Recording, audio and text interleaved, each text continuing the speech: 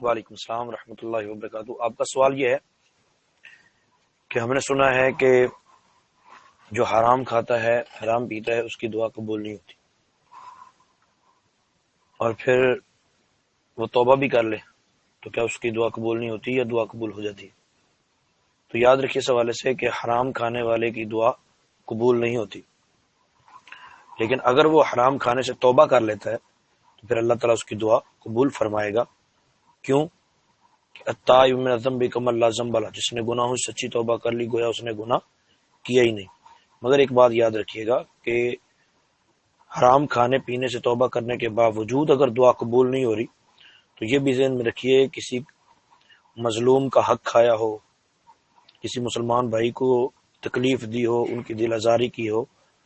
یہ بھی ہو سکتا ہے۔ لیکن اگر کوئی بھی گناہ نہیں ہے پھر بھی دعا قبول نہیں ہوتی تو اس کا یہ مطلب نہیں ہے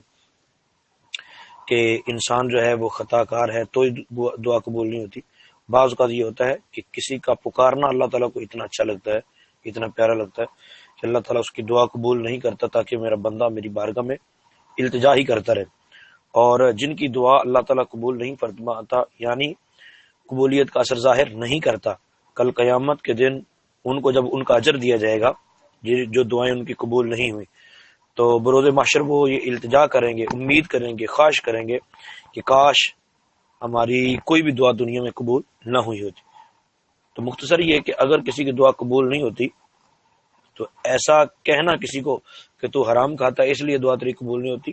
یہ غلط ہے، کیونکہ بعض حلال کھانے والوں کی بھی دعا قبول نہیں ہوتی۔